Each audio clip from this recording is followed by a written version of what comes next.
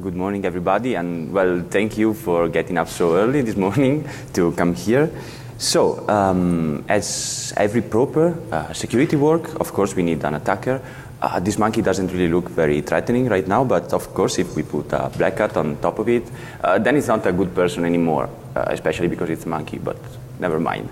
So, monkeys are curious, and this monkey in particular likes secrets, so it would like to know what you do on your computer. So, it would like to know, for example, the content of that email you're sending, the password that you just used to log into your email, or some rude message you're sending on a group chat about some annoying coworker or whatever. The problem with this is that this monkey did its homework and knows that if crypto is in place and it is implemented properly, then things start to be very difficult for her. Luckily, monkeys have very good hearing. I read it on monkeyworld.com, and they study. So they know that from good papers from 2004 and 2006, keyboard keys have some unique sound. So depending on how you press them and their position on the keyboard plate, they make a unique sound somehow. So I'd say let's listen. So how does a keyboard acoustic eavesdropping attack? The basis is that, yeah, of course we need a victim in front of a computer and he's typing something, let's call it secret. When he types, depending on how he types, how he presses and how fast and many different factors, it makes some noise, so the classical clicking and clacking that we hear from keyboards. We then need the attacker to control some compromised microphone next to the keyboard because he would like to record this information and then perform some analysis on it to eventually get, as you can see, the secret. Of course, he does it with machine learning, and we can do it in a couple of different ways. Supervised learning, of course, where we have less input assumptions in the sense that we don't need to worry whether what victim is typing is actually a word in a known language, or a password, or just gibberish. But of course you need to be very specific with your training, so you need to create a system which is tailored to your victim and trained on your victim. You can do it on an unsupervised fashion. It's more general in the sense that you don't need to train against your victim. That might be convenient. But of course you then need to have different assumptions. For example, he needs to type a lot in order to run some frequency analysis on the sound clusters that we get, or he needs to type in English, for example, so that we know that and we can use some dictionary and make some constraints on a dictionary in order to understand the words. But ultimately the real problem with this work is this one. So we need to plant a microphone next to our victim's keyboard in order to record his material. So let's hack, which is like physical hack. So I was doing some research on how you would plant a microphone into someone's room, which was not a very good idea because I'm sure I finished on a lot of blacklist probably because of this. So there's like this amazing thing you can buy on some website. It is an extension cord and it has a SIM on it. So you call it, it calls you back and then you listen what's happening in the room. So yeah, it's fine for your office maybe. Not a very good Christmas gift, but still. You can buy this pen to give to your boss. But of course, it is recording him. For your geek friend, you can buy a calculator, and of course, also this is recording. This is another pen. This is better, more memory, cheaper, and free shipping. So that's very cool. When I was traveling here in the airplane, I was bored, so I was reading the magazine with the merchandise by British Airlines, and they were selling this pen as well. So, I mean, it felt like destiny. There's this mouse, of course, you plug a SIM in it, you put it on your co-worker's desk and you can listen him. You can borrow him this fancy phone charger. This, of course, spies on him. You can then go to a cocktail party, and of course you need your martini to have some kind of cherry, and you can bring your own cherry with a microphone on it and just leave the glass on close to who you want to snoop. I'd argue that nobody's going to type something on a keyboard during a cocktail party, but never mind. You can use nature to go to the top floor and stay there and listen for a while. This is the perfect Christmas gift for your boss. So this is actually a YouTube video. It's a tutorial on how to build your own hidden microphone plant, which is amazing because this is the perfect Christmas gift. So we build it, we give it to our boss. We have a microphone in his room to do what? To listen to a keyboard clack, clack, which is weird. I mean, first takeaway from this is that if I get physical access to your room and to plant all these kind of devices, I need to have physical access. I will do way worse than plant just a bug to listen to your keyboard. I will listen to what you say, I will listen to what you do. I will pawn your computer maybe because I have physical access. I'm not gonna play this stupid keyboard game, let's say. So let's make it practical. Let's go remote. So this is what a day in life of my professors look like. It's even busier than this because they have twice this number of calls every day. So they spend most of their life on Skype, probably, calling each other. And of course, if you spend these many hours on Skype listening to people talking about work, but your work still needs to be done, then of course you go multitasking all the way. And you need to do short multitasking and you cannot type long text, of course, because it gets annoying. It is a Skype call after all. But we type stuff, so it really happens very often, and I bet it happened to most of you to type something during a Skype call. And this is very good because somehow the victim is giving us access to his microphone willingly, I'd say. And yeah, somehow he discloses a bit of information in order to train my system, or he doesn't, and it still works, and we will see how. And the point is that, will it work? So we know it was working in the past if we have a very precise microphone close to the keyboard, because past works assume to have full raw recording, so no compression, no encoding, no nothing. So the best waveform that you can get from a keyboard. However, we know that voice over IP doesn't just compress acoustic material. Well, it compresses actually, but the sound is almost reconstructed at the remote end through linear prediction techniques and cosine transformations. So we need to investigate whether the fingerprints of each key will remain there after being filtered out by voice applications. This is how such an attack would work. So, of course, we have some victim, and it types some secret. Let's say it's secret, okay? So his microphone, he's picking up his voice, as well as the keyboard noise that he's making while typing this secret. So this gets encoded, this gets transmitted over the internet, and we get it on the attacker side. Of course, we remove voice, we just discard it, and we keep key presses. At that point, we need to extract them from the waveform and to extract features. We will see how in a moment. And at that point, depending on whether we have ground truth disclosure, so we need what he was typing, we know what he was typing, or we don't, we either train a model on him or just go straight to prediction using some previous model. And in this way, we eventually get what he's typing. This is a very practical how-to, so what we do is a very dumb way to detect key presses at the moment, but it can be improved. It needs improvement, actually, so we just scan the waveform and we try to find some events that exceed some threshold. This way we know that it is probable that they are key presses. Of course, if the call is noisy, you can just remove them by hand, or we can use more intelligent algorithms. If you're really committed to, you can just extract these key presses by hand, because it is still doable. I mean, it doesn't really need a machine, this operation. What we extract is the Mel frequency captural coefficients, because they are very robust to noise, especially in the higher frequencies. So basically, they bind together higher frequencies as we go high in the spectrum of the sound. This somehow helps us to generalize a bit more against what voice over IP software do. So they, of course, their quality loss is somehow balanced by these coefficients. Then there's machine learning magic, because we need machine learning to do this.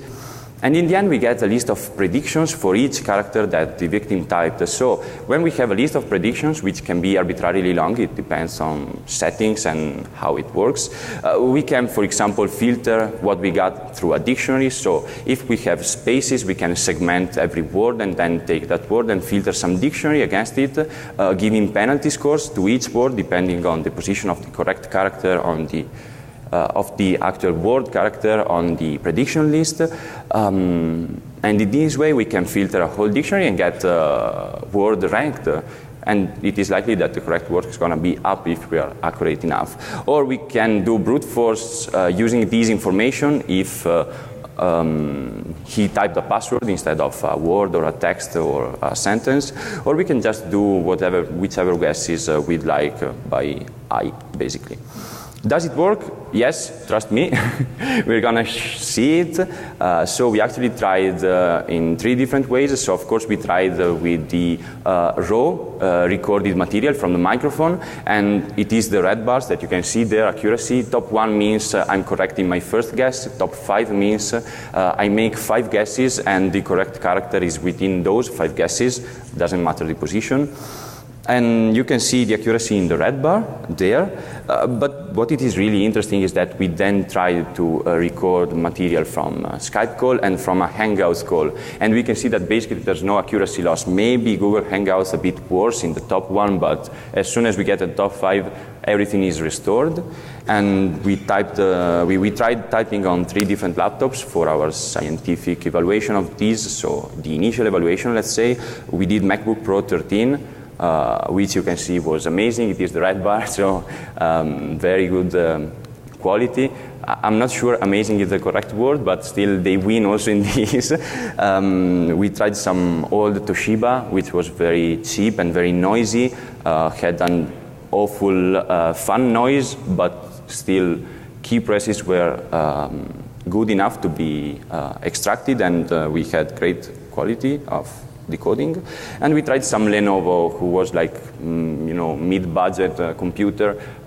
Results are not so amazing there, but still very good, I'd say.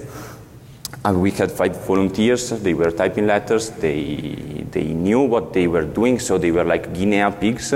They didn't, do anything on purpose. I was just like, yeah, please type this, and then I did this. But of course, so this was with guinea pigs.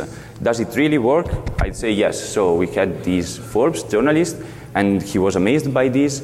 And he was like, yeah, I want to interview you, but I want to interview you over Skype, and I want you to attack me. So I had to pawn him, basically.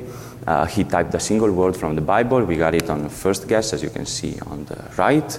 And then he started typing from 1984. We had to decode the sentence. That required a bit of manual intervention because, we had to check spaces and try some guesses on our side, but then we eventually got the whole sentence correctly. You can check the video on their website.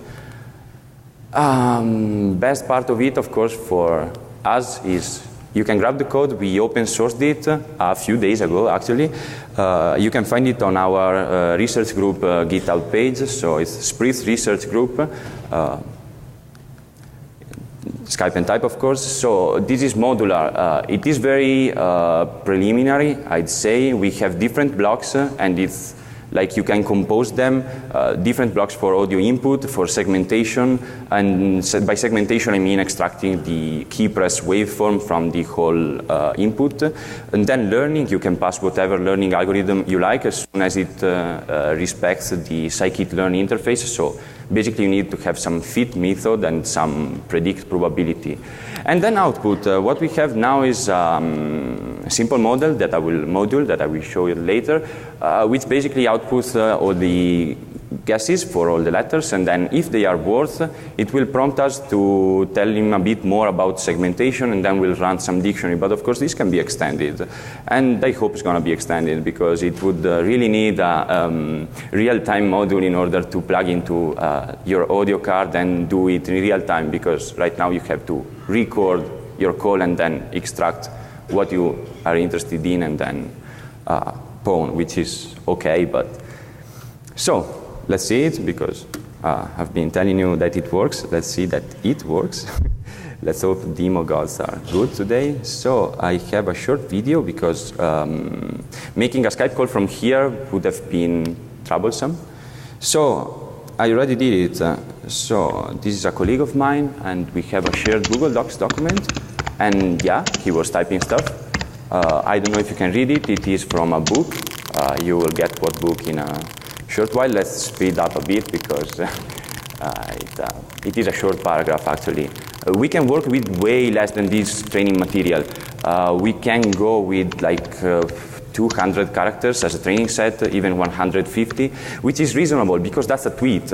And it might happen that we have a disclosure of one tweet, like this guy types a tweet and then it is on Skype and you can see tweet and match with sound. So as you can see, he's still typing, but we are not getting any material. So this is the secret that we want to get.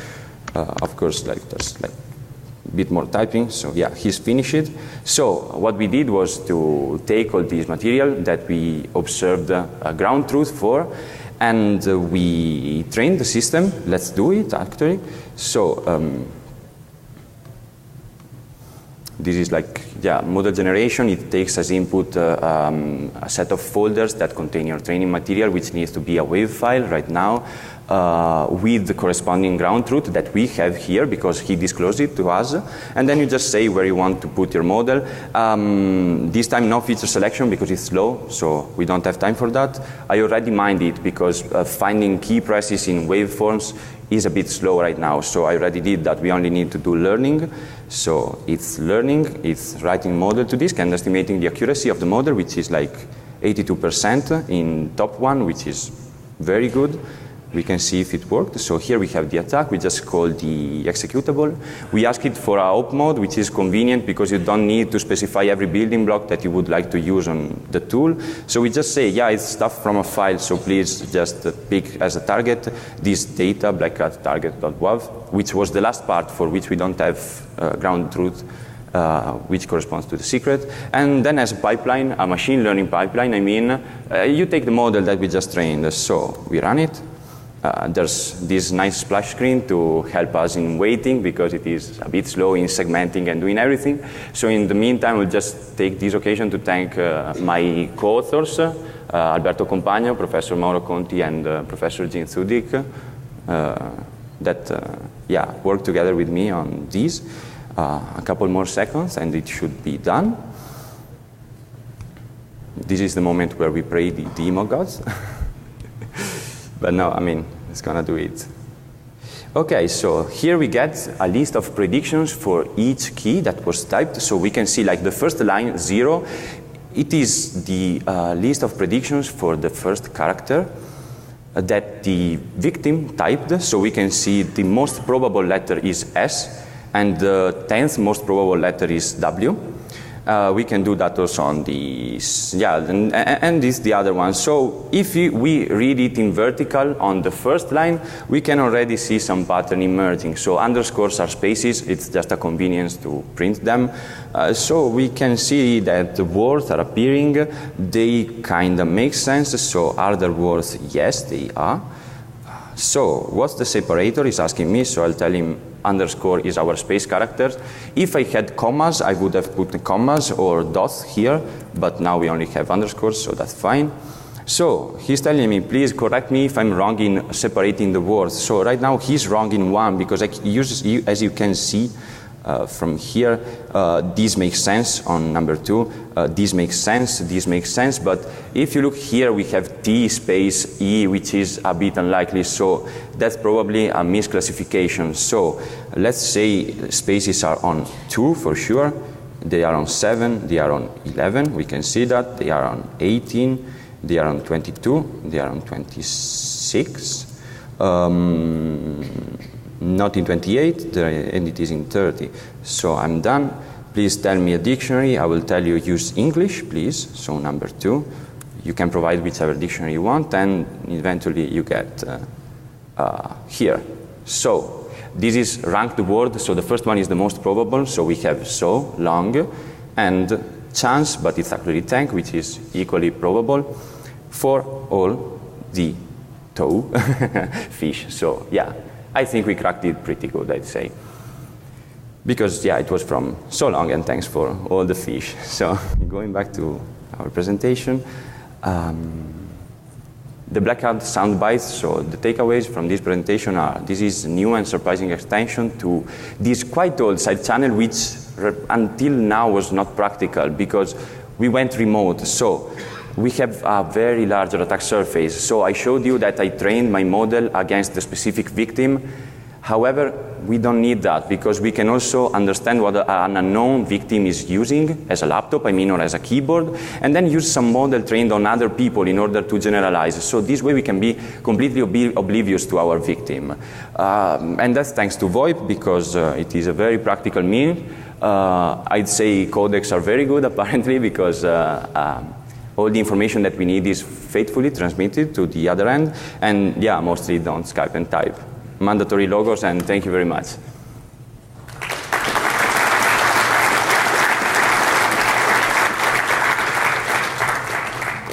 Okay, so I think we have a couple minutes for questions here, and if anyone is interested, we can go on the wrap-up room later. So if there's some, yeah, please.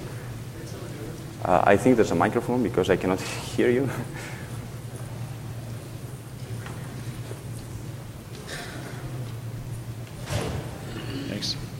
Can you tell the difference between capitals or special characters? Anything you have to hold shift for? Okay, so special characters, you can consider them because you actually work with positions of keys, so you don't really care about the layout. Of course, you need to know that, but it is very probable that I will know the layout of my victim, or I can just guess it. I can run these a couple times and have different predictions for what I want to get. Shift key is a bit more troublesome, but you can detect that because it is the only key where you can observe its press waveform, and there's no release waveform. There's another press for another key, and then there's a release, and then another release. So it's like, a parenthesis problem. This way you can take it into account and do capitals, for example, which is something that it is not yet in the tool, but will be in the future, I think, because it's very important to crack things. So, yes. Hope I answered your question. Thank you. I have a question over here on the left. Have you looked at the distance? Have you done any study on the distance from the individual? So if somebody's typing next to the person you're talking to on the phone, have you been successful in capturing that? So there's no published result on this yet, but we are analyzing it. So what we're trying to do right now is to use a cell phone where you picked up the Skype call and you leave the cell phone close by the computer. By close by, I don't mean like on top of it, but somewhere in the table around it. And we're also trying with a headset microphone, like the normal headset stuff you use to make calls, and they are working very good actually. So yeah. Proximity works. Yeah, thank you for sharing your research. It's very interesting to see actually works. I'm from East Asia, so my question is, do you believe that this work is applicable to other keyboard layouts, such as many other? Because I saw you have a dictionary for Italian, but I don't know if you guys actually use the same QWERTY keyboard layout as English. Well, yeah, we use the same layout as English. Right now, the tools doesn't really care about your keyboard layout. You need to do it basically. So the point is that what it really learns are labels of positions of keys. So saying Q, W, R, T, Y is just a convenient means to call key number 1, key number 2, key number 3 up to key number 100. So if you do that kind of mapping and then you get instead of letters as predictions, you get positions on a keyboard, and then you can apply whichever layout you like to that information, and this would help if you don't know what kind of keyboard he's using. So I hope this answered your question. Okay, thank you very much. If there's any other question, we just move to the wrap-up room. Thanks for attending.